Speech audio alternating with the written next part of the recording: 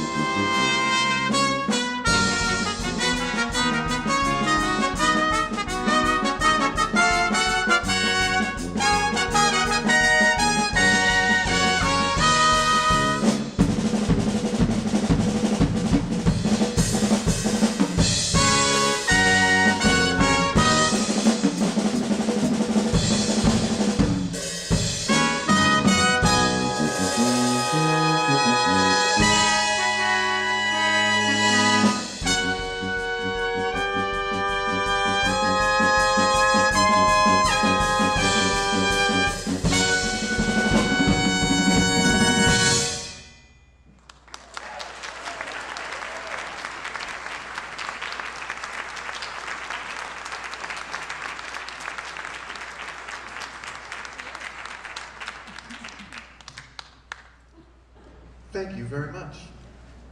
Wow, this just warms my heart to see you people out there. So many friends, colleagues, students. I couldn't be more thrilled. Thank you so much for coming out. I know we're all busy and it's hard to get out, and we can't thank you enough for supporting live music. That was our Broadway overture we had written a few years ago. How'd you do on recognizing the tunes? Yeah? Did you write them down? You're going to email me?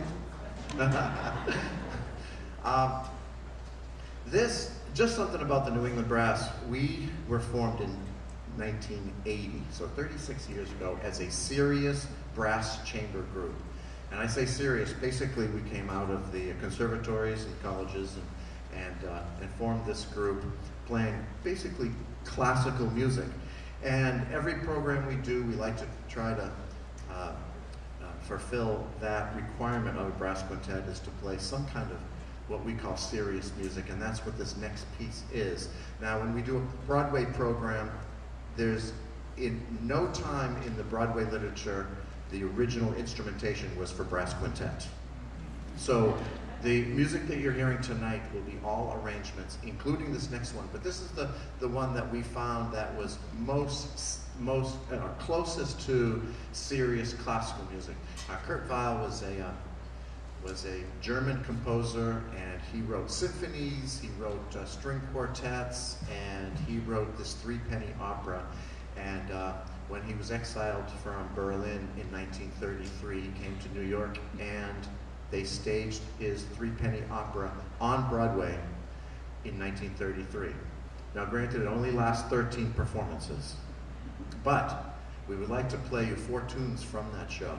And actually, there is another collection of tunes from Kurt Weill that we played at the North Shore Music Theater back in the 90s. They called it Berlin to Broadway. The first half was the music he wrote in Berlin, and the second half featured the music he wrote for the Broadway stage. So he really became a Broadway composer. You probably will not know 3 out of the 4 songs that we're to play from Kurt Weill. The one that you may know, he wrote Mac the Knife.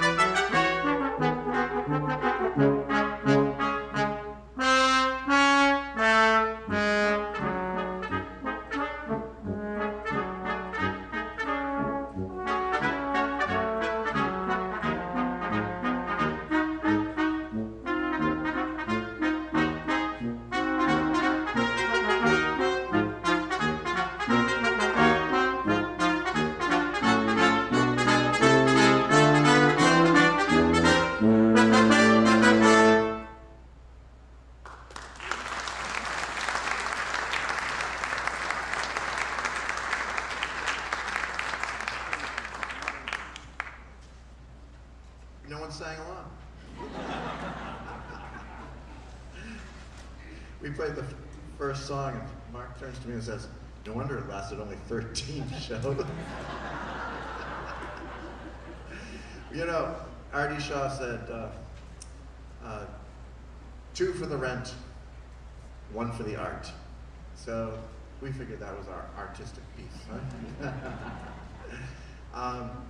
Back in 2006, the North Shore Music Theater produced a show called Ain't Misbehavin'. Now, I was well aware of the music of Fat Squalor because of the music that we were playing in other gigs, and I was, tune's already starting. But when I played the Ain't Misbehavin' at North Shore Music Theater, I just fell in love with the music, and I immediately went home and wrote some arrangements for my own group. So, the first tune that has apparently already started is called Lounging at the Waldorf. The second one is a tune called Black and Blue, and it will feature our trombone player Walt on an unaccompanied solo. And the final one is the main theme, Ain't Misbehavin'.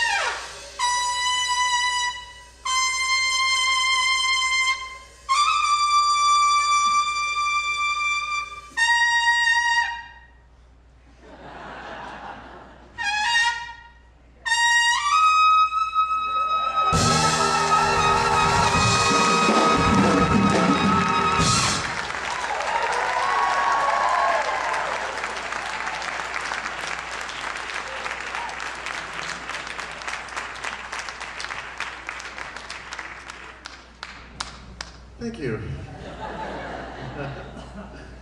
I love playing trumpet solos.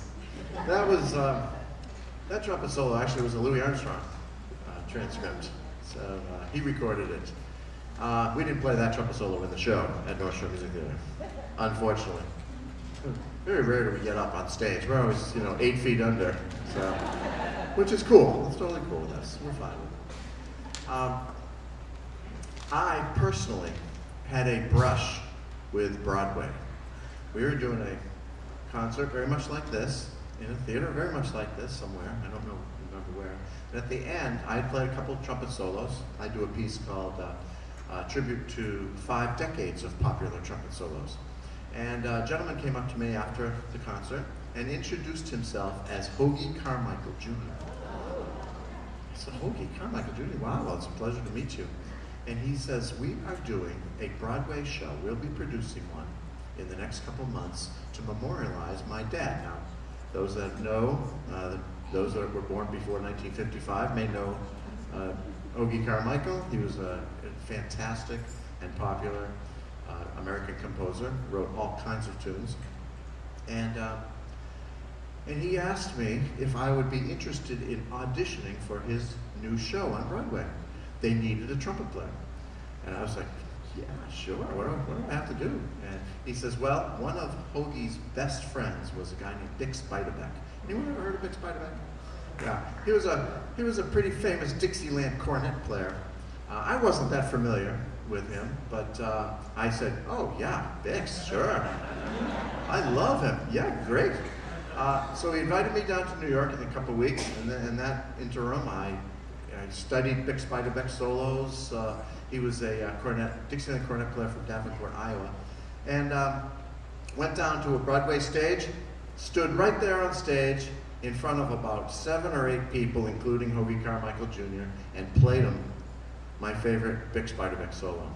And they were like, yes, that sounds just like Bix. Very good, Jay. And it was great. And I started thinking, oh my God, it's going to a career at Broadway. And then they said, Jay, would you like to read some lines? We'd like you to see how well you act. I was like, what? Are you kidding? Well, how hard could that be, reading some lines, right? Well, I read a few lines and I got those dreaded words, thank you, next. So I went home and I got a nice call from Hoagie the next day, and he said, Jay, we really appreciate it. You really set the bar high for the Bix Beiderbecke solos, but we went with someone with some acting aptitude. But that's all right. I didn't need all that fame and fortune. I would rather be right here in Beverly, Massachusetts. Telling you. Totally. But I only tell you that story because I'd like to play you the Bix Beiderbecke solo I played on that Broadway stage called Riverboat Shuffle.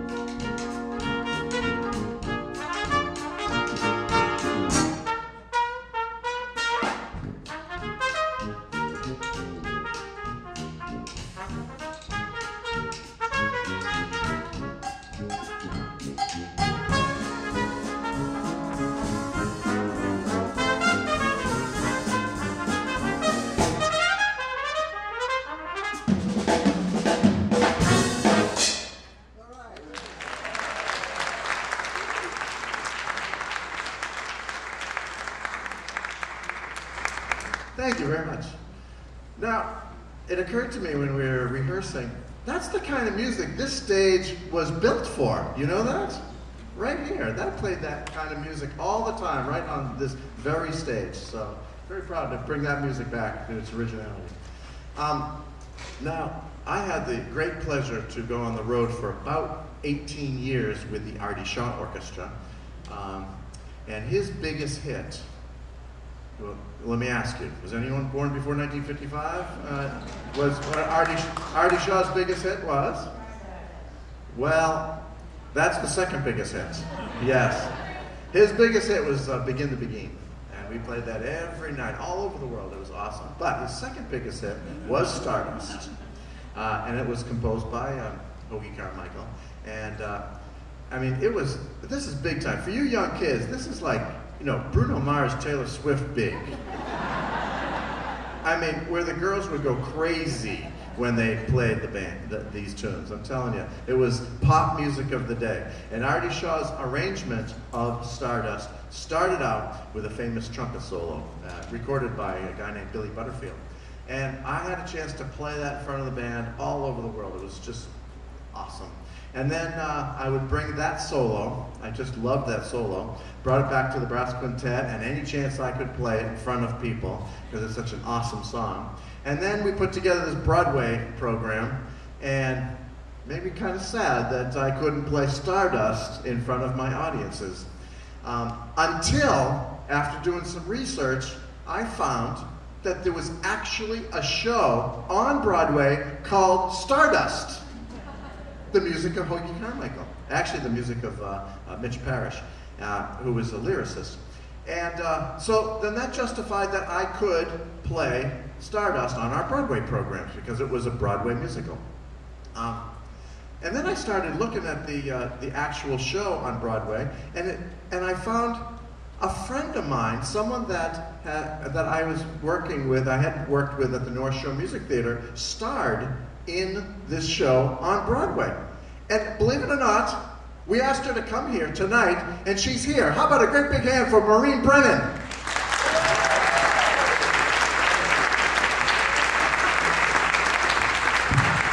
Hi, Maureen. Hello. All right, thank you for coming. Oh, my pleasure. I could not believe that when I was doing that research that Maureen Brennan was part of the Stardust. What was that like? I mean, you were on Broadway. I was on Broadway. It was a brief run. We had a short run prior to our Broadway run at a place called Theater Off Park, and it was down on West 13th Street in the Village. And they liked it so much down there, they decided to move it to, oh God, I can't even remember the name of the theater now. The Edison. It was. Okay. Anyway, it was on West 47th Street, and we ran about 2 months. It got sort of mixed reviews, but we had a really good time just singing Mitchell Parrish's music, because there's so many great tunes that he wrote the lyrics for. And Super. yeah. You want to hear Stardust?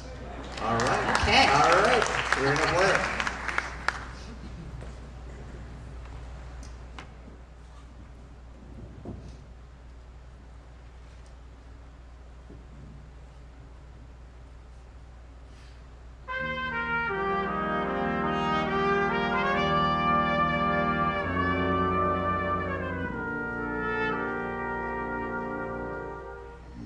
And now the purple dusk of twilight time steals across the meadows of my heart.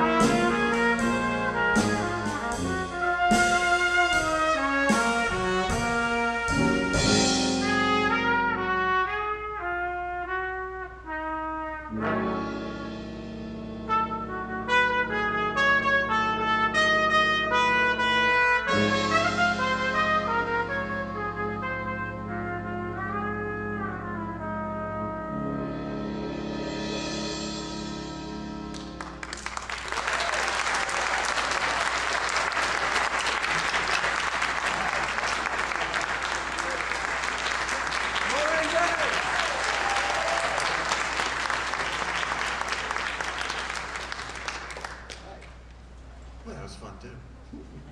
Anyone remember Maureen Brennan at North Shore Music Theater?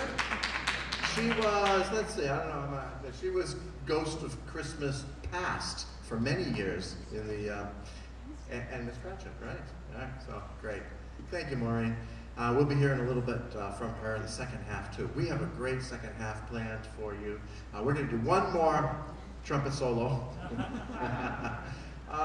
When you think of trumpet solos and Broadway, what do you think of? I don't know. It came to mind right away when I was putting this program together. Hello, Dolly. I mean, Louis Armstrong made that so popular.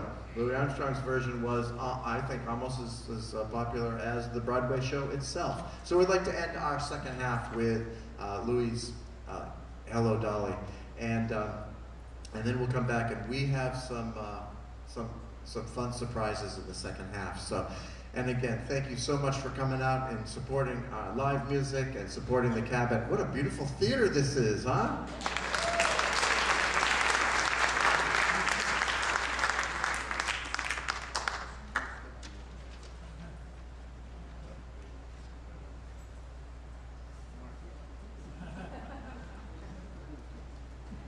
And how about these new seats? Huh? Are they comfortable?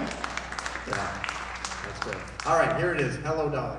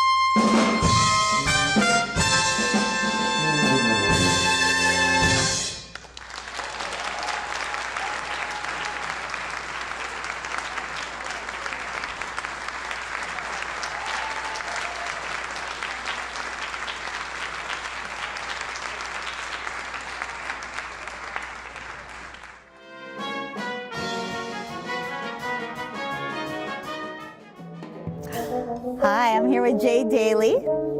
He is the music director Yes. and head of the New England Brass. Yes, I've been directing this group since 1980. Can you believe it or not? 1980, Yes. So what does wow. that make it? The 36th year? Whoa! I know. And we have all the original players, or? I am the one and only original player. Yes. Alyssa over there was 9 when this group started, and our tuba player wasn't even born. Is that right? That's right. Yes. And tell me about what comprises the New England Brass. We have 2 trumpets, French horn, trombone, and tuba, and oftentimes we add a percussionist.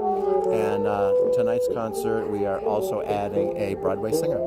I know this is very exciting. It's kind of a special night, isn't it? It is. Tell us a little bit about the venue here that you've chosen. Well, you know, I've always come here for the last 20 years, and seen movies, and so I've always been interested in performing here. And this is the first time I brought the group to this unbelievable venue.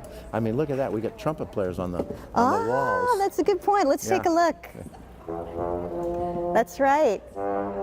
Is it a trumpet or a bugle? I don't know what that is. It's like Some sort of horn or an early we'll call horn. it a trumpet. Okay, we're going to call it a trumpet. Yeah, I like that. A valveless trumpet. A valveless trumpet. Okay. And tell us about what inspired you to put together a brass ensemble. It's kind of a unique kind of group. It actually is the standard instrumentation for brass chamber group. 2 trumpets, French horn, trombone, and tuba. All right. Much like a string quartet, the standard instrumentation is 2 violins, viola, and cello. The standard brass instrumentation is this right here. So it was born out of playing brass chamber music in college, and loved it so much. It gives us an opportunity to play as an ensemble and as soloists. And also the brass quintet is probably the most versatile of all the chamber groups. Explain. Well, we can play not only serious classical music, but we can also play some jazz and a little bit of rock, and Yes. the brass instruments are the most versatile. Yes, so Yes. that's what's Well, exciting. it's very exciting. Tell me a little bit about the repertoire tonight. It's kind of a exciting show, and it's a little bit of something for everyone. Well, it's a tribute to Broadway. Yes. With that versatility Yes. that we all have, we oftentimes, as individual musicians, professional musicians, find ourselves in pit orchestras. Yes. Because that's what requires us as professional musicians in a pit orchestra is the versatility. We're playing Sound of Music or something like that. Right. Les Mis. It's a classical orchestra down in the pit. We're playing Guys and Dolls and Oklahoma and those kinds of 50s. It's a big band. Right. And modern orchestras in the pit are oftentimes rock bands. Yeah, like So, I'm thinking of like Rent, Rent, or Hair or something. rock band. Rock Yes, band, that's yeah, right. yeah. So it requires us to be very versatile, and we take that versatility from the pit orchestra and bring it to the stage as we're doing tonight. Well, thank you for talking with us. It's so exciting, and I really look forward to tonight's show. Well, enjoy it. I'm a and thank fan you. of the show tune, so Great. as you know why. Yeah. So, but thank you for talking with us, and You're very we're gonna welcome. chat with some of the other members. Super. All right, All take right. care. Thanks, Jay. Bye-bye. Bye. I am here with Walt Bastian, and he plays trombone in the New England Brass. Walt, thank you for joining us. Great to be here, thank you. So tell us when you joined the New England Brass and how long you've been playing with them. I think I first played with them in maybe '96, so quite some time. now. Oh. I'm definitely the second most senior member of Master Jay. Yeah, Jay's the first most senior Yes, he member, is. but you're it's been quite a very while. yes, you're well established with this group. Yes, yes. Do you like playing in this way? Absolutely. I love playing. Of course, I always love playing this music, but with this group, it's kind of a different setting for Yeah. us. Like just last week, Jay and I were every night. We were playing the national tour of Pippin down in Providence, and sitting right next to him playing show music, but in a very different environment. You know, we had our In a headphones pit, on, down and we in were a following pit, the and- conductor and all that. And Yeah. this is more us recreating that sort of thing, but it's all about the That's really interesting, and that's kind of an interesting thing where you think of a conductor conducting you, and this is Yeah. a little more free form, and you have to really know each other and get the feel together, right? Absolutely. Yeah. It's gotta sound good, and we gotta we've got to be on the same page, definitely. Got to be on the same page. Exactly. That's exactly what I mean. And what other kinds of groups do you play with? Or I mean, I get that you play in pit bands because you just mentioned that. But what else? Quite a bit of that. Other than freelance, I've subbed with the ballet and with the opera, and I was a member of a great ska band called Bim Scala Bim. That was really. Yep, I was their last trombone player. They still do reunion tours every now and then. But Bim Scala Bim. Bim Scala Bim. Bim Scala Bim. Oh, that's funny. Okay, And, I'll have to check that out. Yeah, well, they still do reunion tours, but I sometimes sit in. But their longest running trombone player does the reunion tours now. Yeah. But that's really cool. You do it all. Absolutely. Anytime the trombone is called for, I'm there. You're there. Absolutely. That is so cool.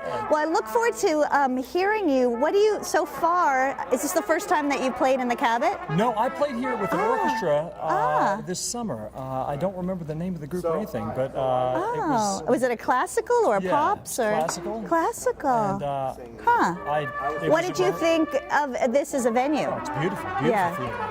It was really, it's great to be able to be back, and the stage isn't so crowded with that. With just right. It really is a local gem, isn't it? It is, absolutely. Wow. It's great to be here. Well, Walt, thank you so much for talking with us. Thank you. Okay, well, take care. You too.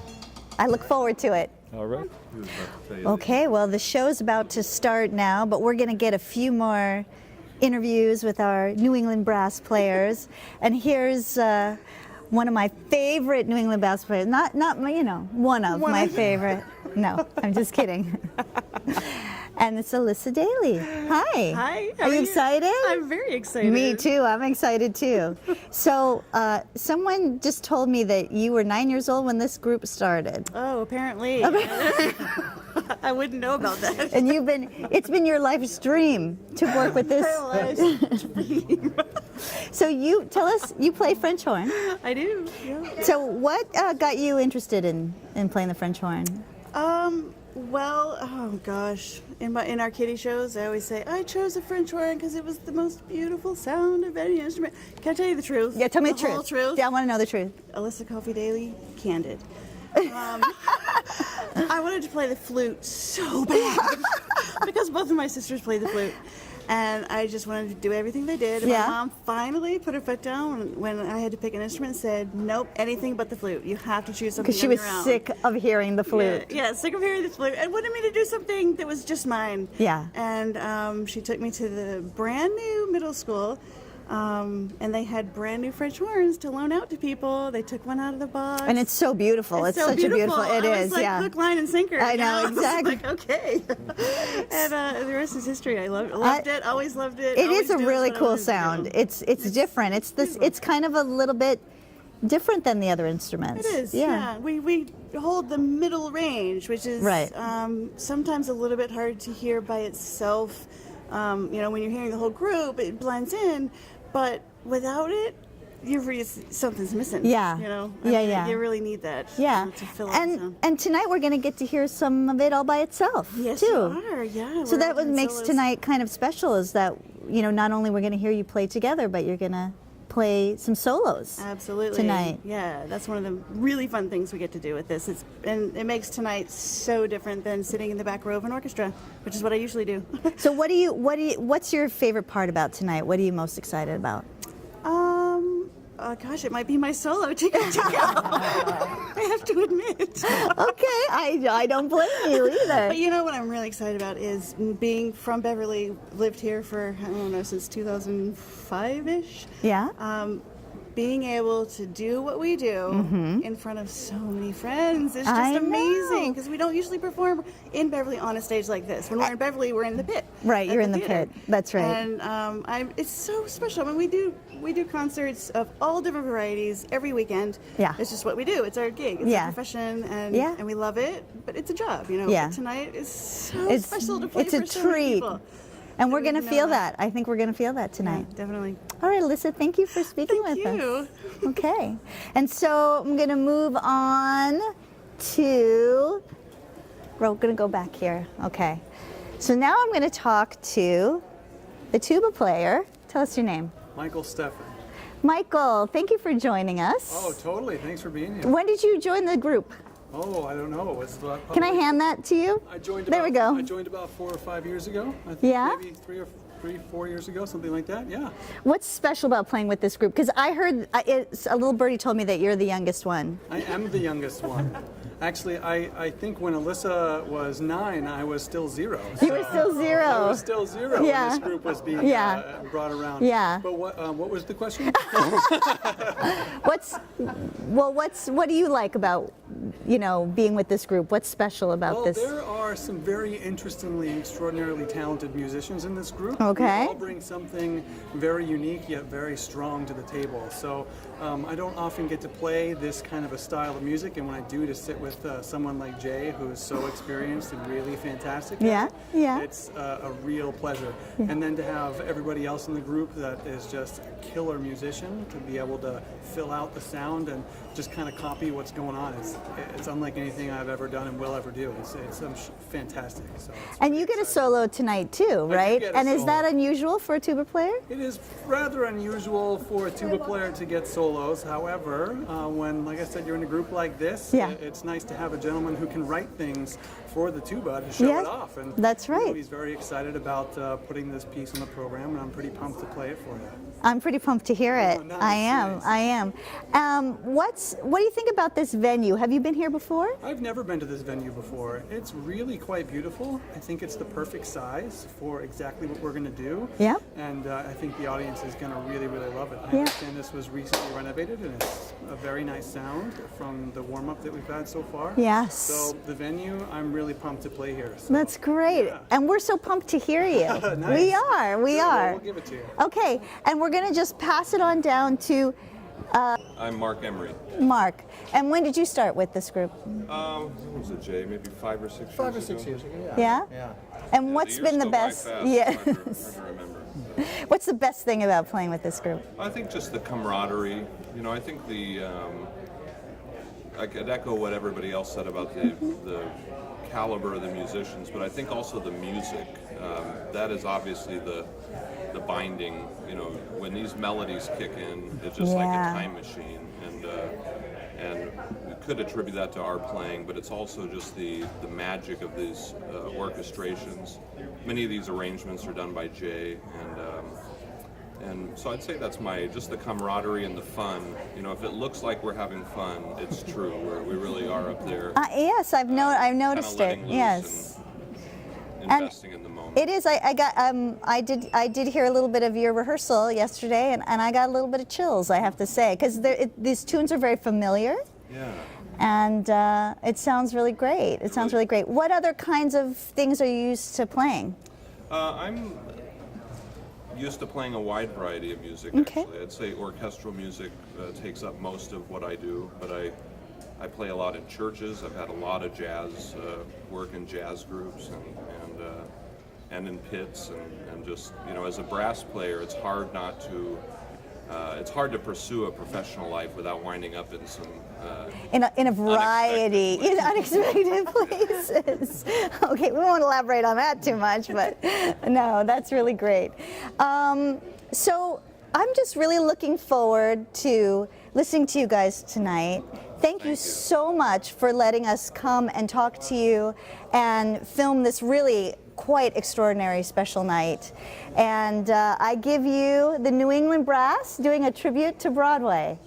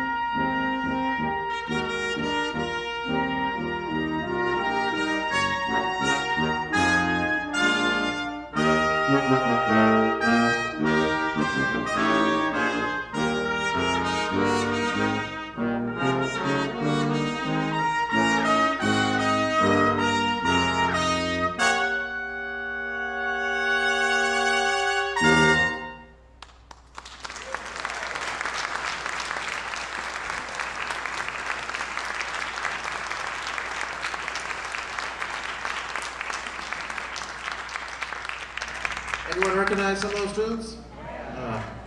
I played Porgy and Bess at the Wank Center in 1983. Fell in love with the music, and it was a Houston opera company. And I went home and wrote an arrangement just on the music that I had been playing for 3 weeks. It's just awesome music by George Gershwin.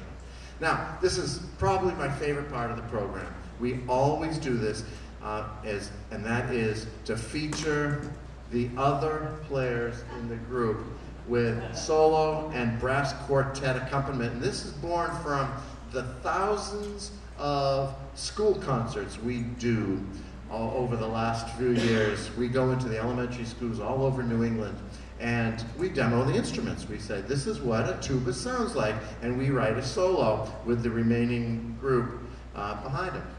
And so we had all this solo material. In fact, this is our next CD project, is putting together a recording called 1+4 and record some of these pieces. So the first solo you're about to hear is to feature our youngest member of the band. Yeah, I said this group started in 1980. He wasn't even born yet. And Michael joined us about 4 or 5 years ago, phenomenal tuba player, and he will be playing a piece from the opera literature, which is undeniably a predecessor to the Broadway stage. So we feel comfortable putting it on a Broadway program. Probably, I would say, would you guys say the most popular opera overture that has ever been written? Yes, the Barber of Seville.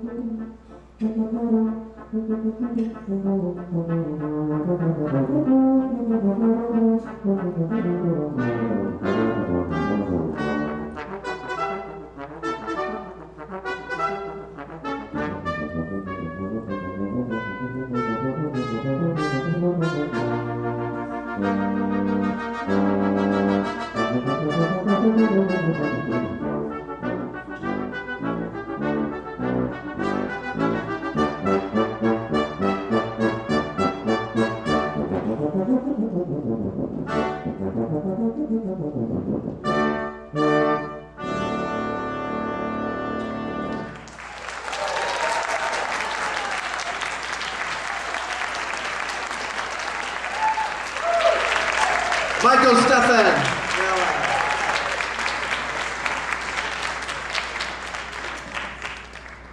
Bet you never heard tuba playing like that tonight. This next soloist is, the cool thing about playing a small chamber group is just the camaraderie and the friendships that follow, and then after doing rehearsals and gigs, going out for milk and cookies, it's just really, really fun. So we become very, very good friends. But this next soloist is probably my very, very best friend.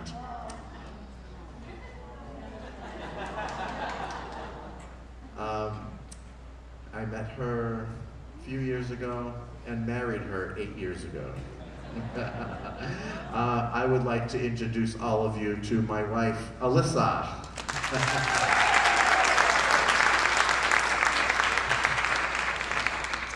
Well, thank you, my dear. Thanks for making me cry before I have to play. It was very sweet.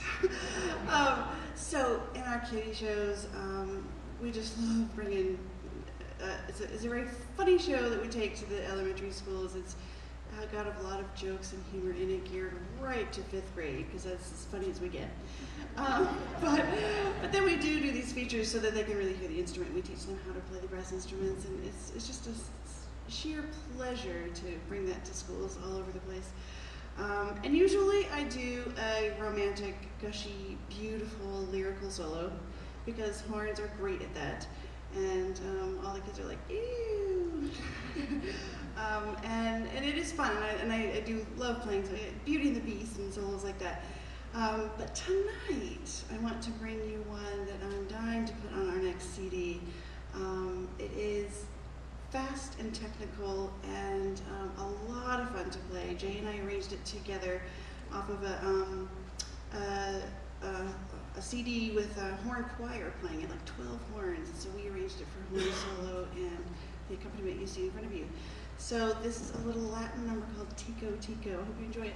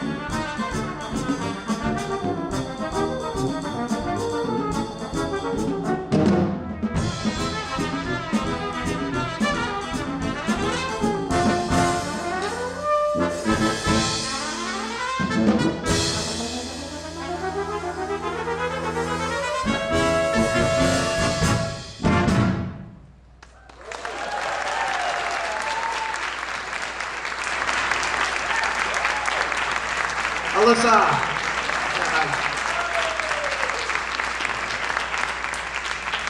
And you never heard French horn playing like that either. This guy here, we had worked from time to time in other brass groups, and you see him on TV with the Boston Pop sometimes, and we're so happy to have him be part of the New England Brass. He joined us about 4 or 5 years ago. A warm welcome to an amazing trumpet player, Mark Emery.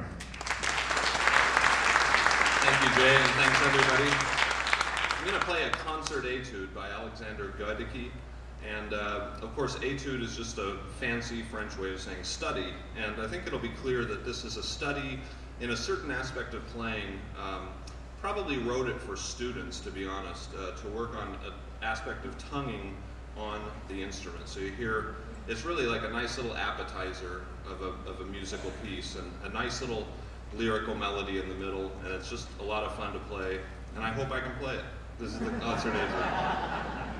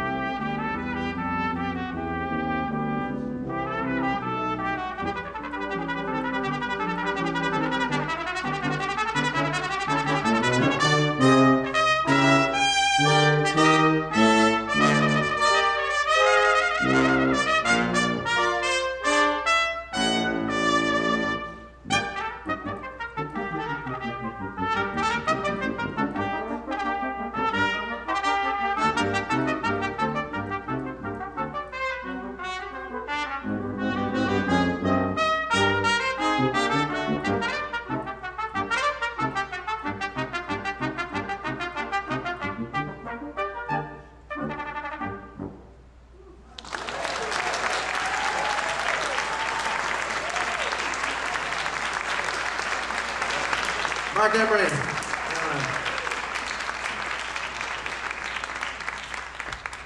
Is anyone thinking, what happened to the Broadway program?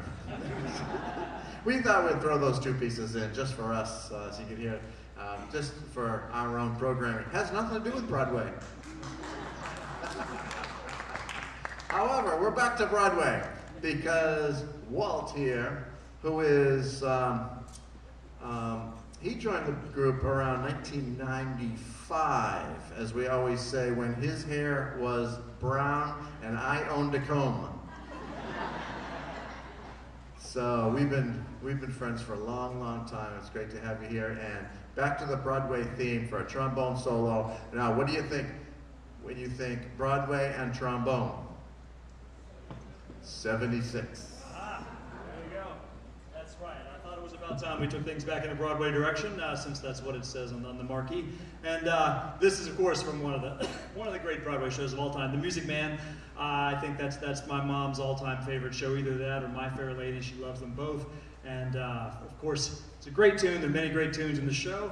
And this is an arrangement written to show off the trombone by our friend Ken Amos, who was the tuba player in the Empire Brass at the time. He wrote it for our friend Scott Hartman, who was the trombone player in the Empire Brass and is now the professor of trombone at Yale University, a very fine player. And we hope you enjoy 76 Trombones.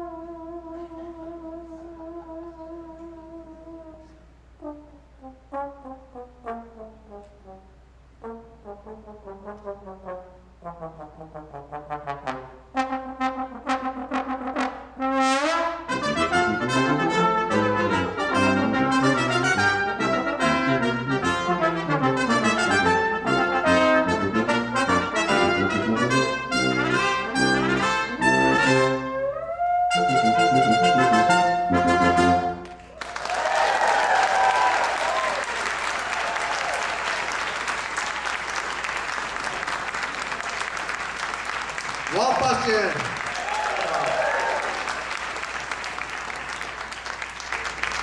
Yeah. All right. He played all 76 parts. Very good. So, look for our CD. It'll be out in a few months. We have to record it first, and then we're gonna record all those tunes and make it available. So we're very proud of those solos. So yeah, it was fun. As you saw, this concert is in part sponsored by the North Shore Music Theater, and we are so grateful for that treasure of a theater right here in Beverly, Massachusetts. I mean, to think you get professional Broadway quality shows right here in Beverly in the round is just staggering.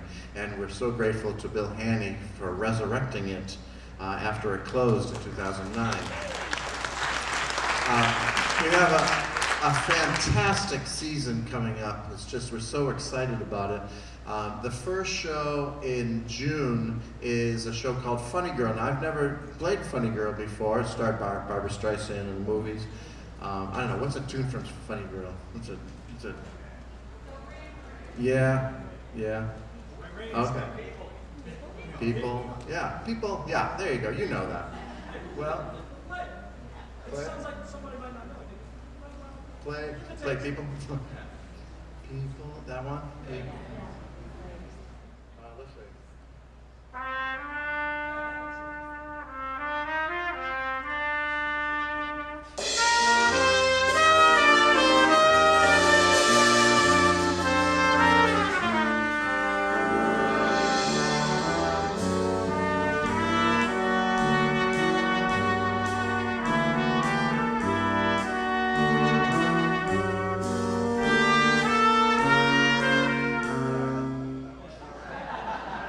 I don't know it. I don't know the tune.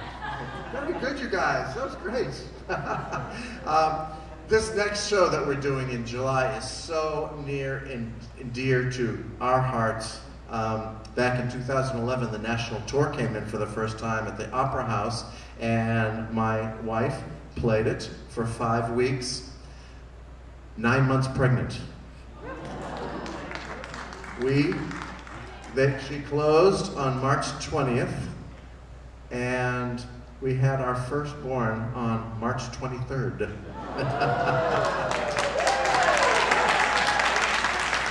And that show is called Disney's Mary Poppins.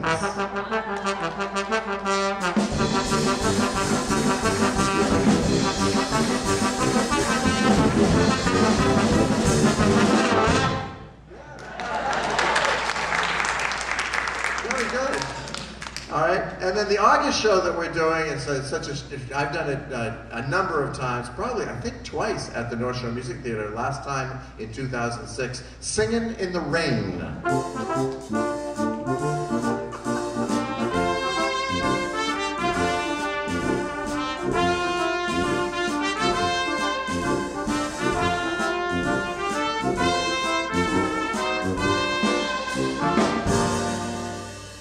Bill Haney's hearing this. That was very good, you guys. That was awesome. This is another great show.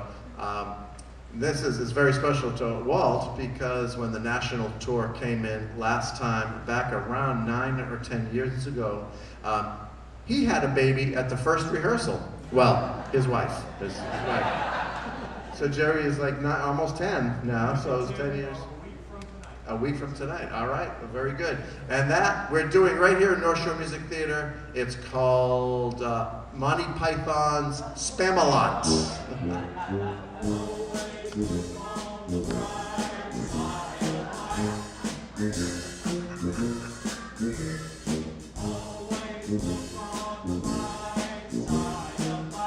All right, that's good. Okay, so the next show.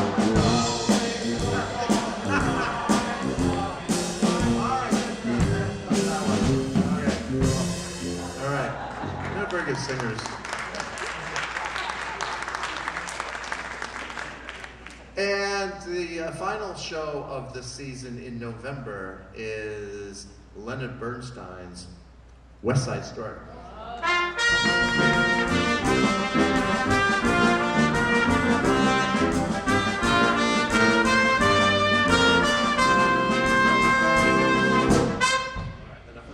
All right.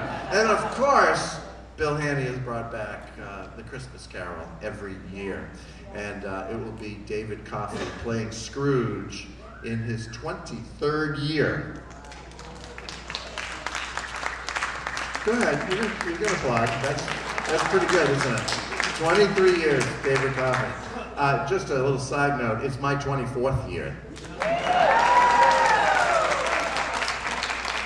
I always remind David Coffey of that I have one more year on him.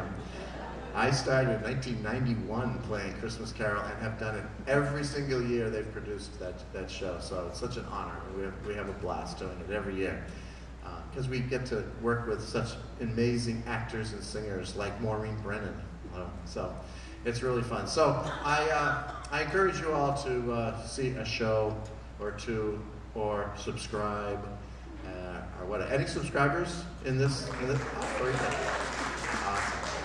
So what we would like to do is end our concert with this next piece. Before I do that, I would like to take an opportunity to thank a few groups of people. Without their support, this concert would not happen tonight. How about another great big hand for the North Shore Music Theater and their support financially. Also, how about a great big hand for this beautiful, beautiful theater. Yeah.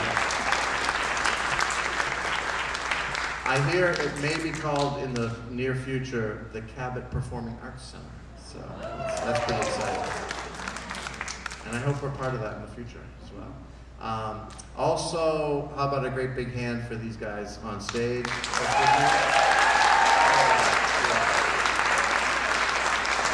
You met each and every one of the brass players, but how about a great big hand for Mike Ambroseski back there on percussion?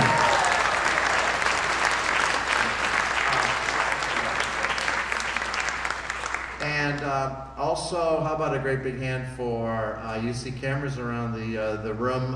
BevCam is putting together a show based on tonight. So how about a great big hand for BevCam, the local television station with Andy. Thank you, Andy.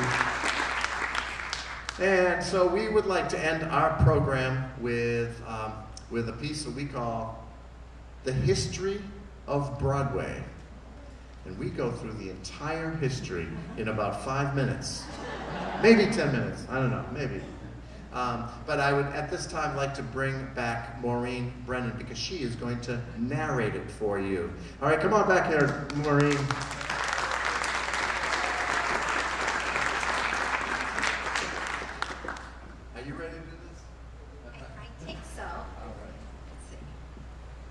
Hello. Okay. No, oh, I had women. I need water and need glasses. Maybe some light. A little bit of light. Okay. Yeah, but I think I can do it. You start seeing me going like this. Okay. This is going to be a problem. Later. Yeah, no, that's good. We didn't rehearse this part. Okay, that's good. Comfortable? Yes. All right. Okay.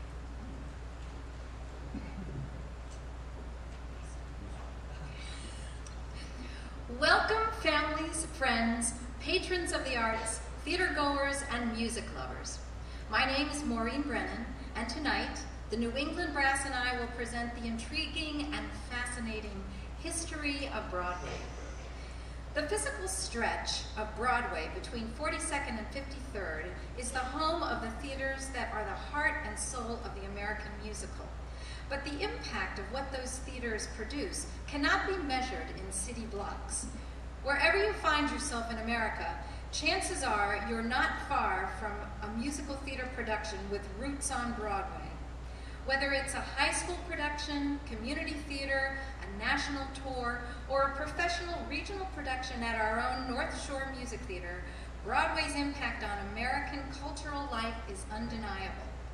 So when we present the history of Broadway tonight, we're also presenting a history of American music and American culture that starts in the 19th century, continues into our own time, and will no doubt stretch far into the future.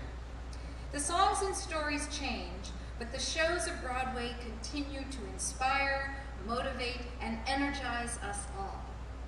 Because America was a land of freshly arriving immigrants in the 19th century, most theater was imported from Europe. Gilbert and Sullivan had already scored a worldwide hit with their operetta HMS Pinafore when they had an even bigger hit with The Pirates of Penzance, which has been consistently popular for well over 100 years. While the musical style of this charming operetta belongs to the time of its 1879 premiere, 26 different Broadway productions have proven it can hold its own alongside shows of any era.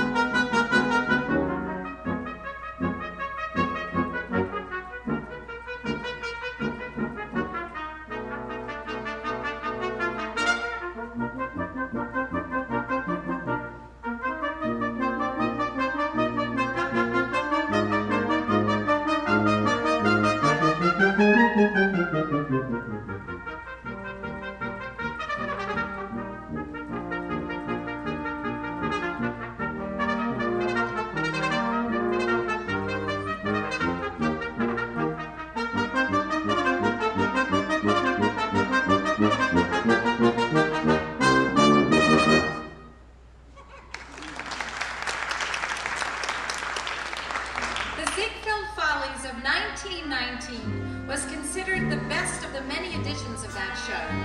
A big part of that success was one of a long line of hits by Irving Berlin. A Pretty Girl is Like a Melody. This collaboration of Broadway legends was later memorialized in the movie The Great Ziegfeld in a production number that actually cost more than an entire Ziegfeld show.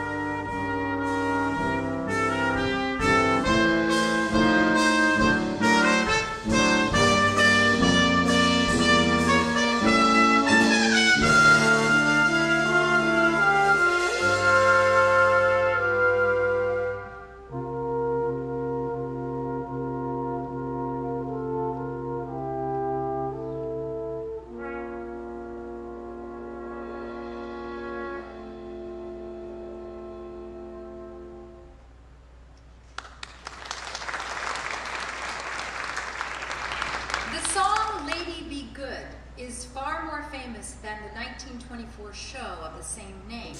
But the show's author, George Gershwin, is as famous as Broadway itself. From the same show is another Gershwin classic, Fascinating Rhythm, which was premiered by the great Fred Astaire.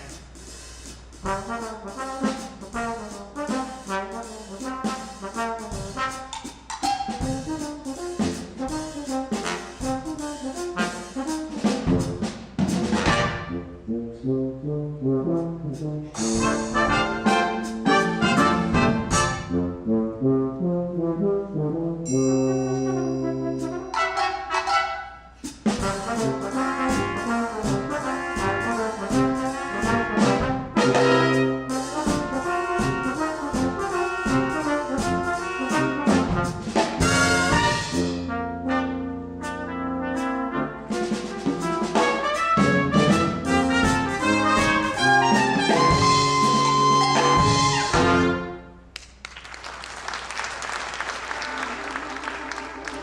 modern Broadway show really began in 1927 with Jerome Kern's Showboat.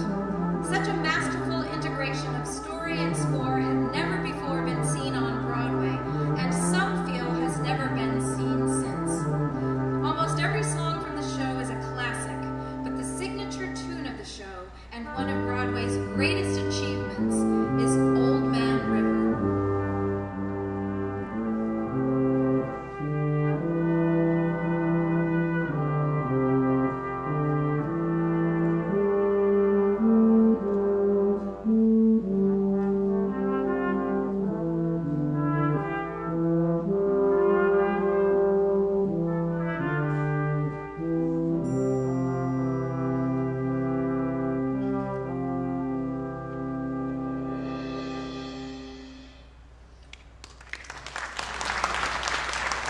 No girls, no gags, no chance. This was the judgment of one New York theater scout after watching a 1943 out-of-town tryout of the new show, Oklahoma. When it went on to enjoy the longest run Broadway had ever seen, the judgment was revised to say, no girls, no gags, no tickets. While Oklahoma no longer holds the record for Broadway's longest run, it's probably being performed somewhere on any given night.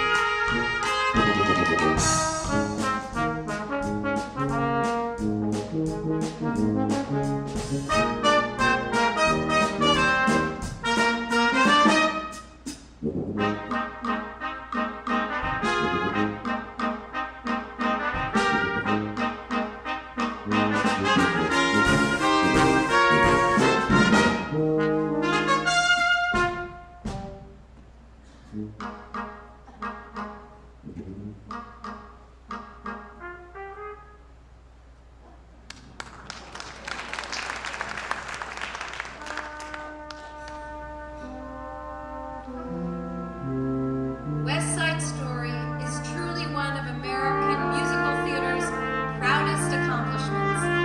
With music by Leonard Bernstein and lyrics by Stephen Sondheim, it was not really a big hit in 1957 when it opened. The starkness and brutality of the story was too disturbing for most theatergoers of the time. But the quality of Bernstein's ingenious score, where for the first time in Broadway history, classical form and contemporary jazz were combined, was never in doubt. And the show has grown in stature with each passing year.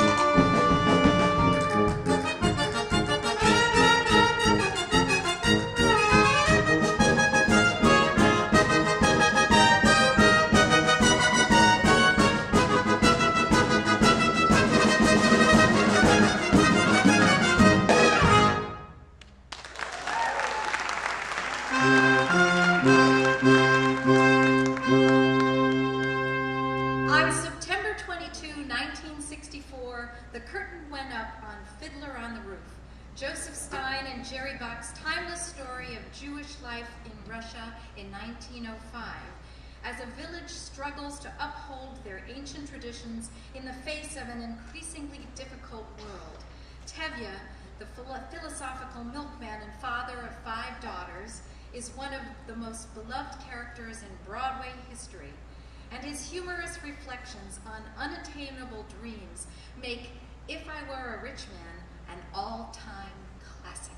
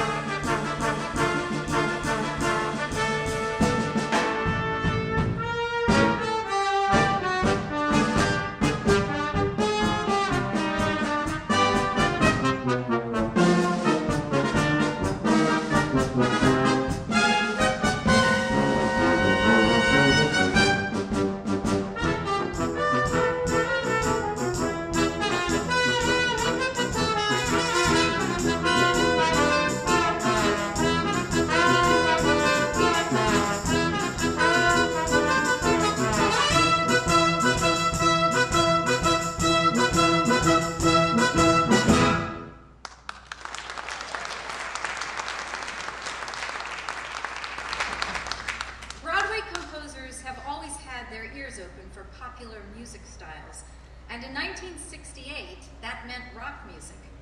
Hair first opened in 1968, and with its most recent revival on March 31, 2009, Broadway continues to let the sunshine in.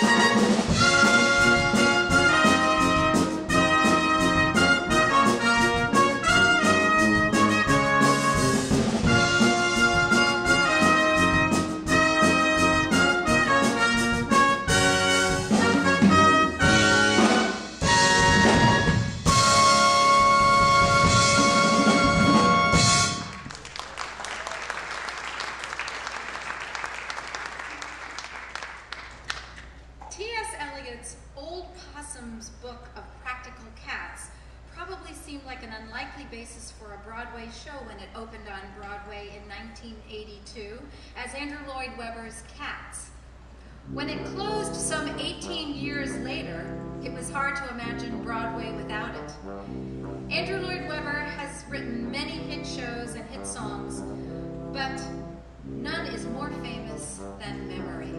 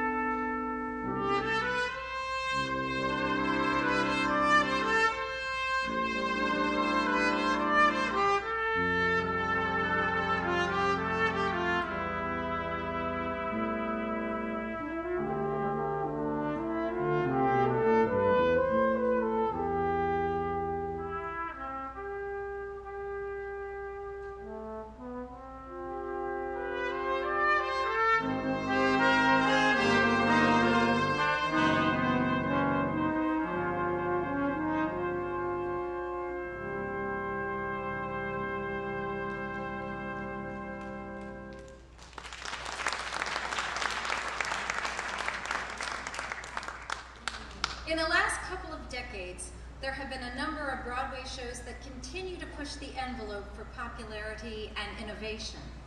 Phantom of the Opera became the new longest-running show in Broadway history. Like Cats, Wicked made a hit show from an unlikely source, Gregory Maguire's dark novel of the same name. Julie Taymor's genius transformed the Disney movie The Lion King into an unforgettable Broadway experience. The producers proved that there is still plenty of room on Broadway for classic, fast-paced comedy, and Miss Saigon adapted the story of Madame Butterfly with contemporary music to make one of the biggest hits in recent years. In 1985, a musical adaptation of a 19th century French novel that centered around the 1832 Paris uprising opened in London to negative reviews. The public did not share the opinion of the critics, and Les Miserables immediately joined the ranks of the most beloved musicals worldwide. I Dreamed a Dream, originally sung by Broadway legend Patti LuPone, has most recently conquered the charts in a recording by Susan Boyle. It is with this timeless ballad that we conclude our history of Broadway.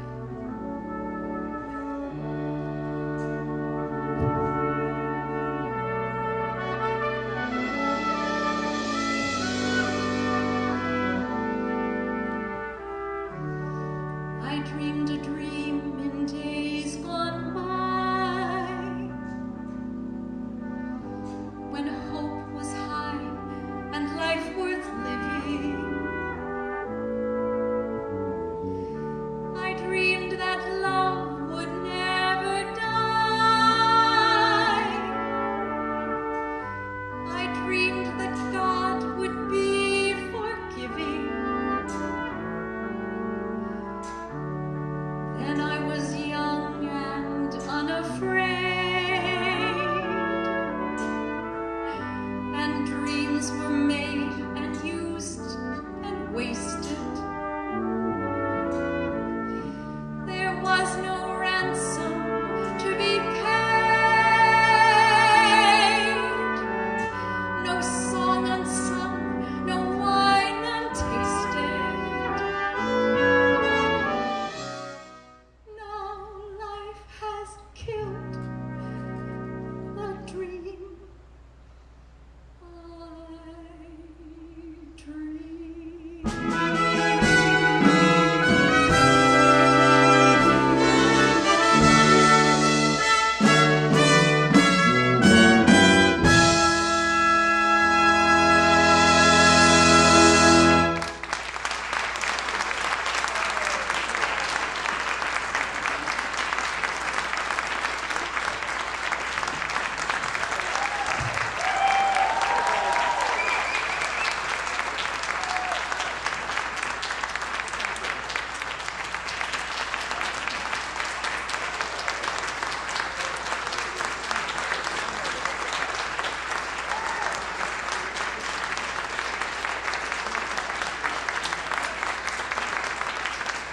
Thank you so much. I would like to let you know that with all those thank yous for everyone, most importantly would like to thank you people for coming out and supporting live music. Like I've said, we really, really, really appreciate, and so many familiar faces out there. Thank you so much. And for the people that helped promote this concert, thank you. Thank you very much. We really appreciate it. And if I may here, now, this guy has done a lot of talking about the other musicians here on stage, and obviously, I don't have to tell you he's a great trumpet player. He's been showing you that all night, and he puts together a great program. He also, you've heard his trumpet at the North Shore Music Theater, and also the fine pits of musicians there are put together by him. New England Brass is his vision. He's a fine educator. His students are playing all over the country. Let's hear it once more for Jay Daly.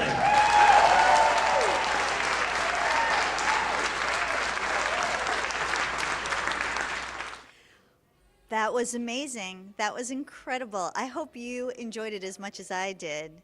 That was the New England Brass with a tribute to Broadway and a little extra thrown in there too as well. We got to see solos from everybody. We had songs that we knew, songs that we maybe didn't know as well, and just some great, great music. From the Cabot Performing Arts Center, I'm Andy Friedman.